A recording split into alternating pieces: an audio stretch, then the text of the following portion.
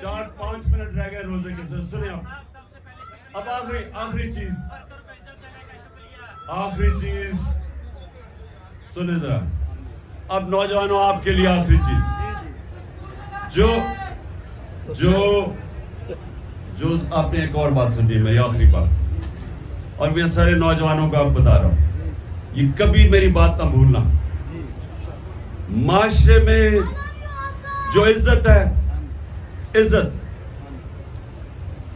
सिर्फ अल्लाह देता है।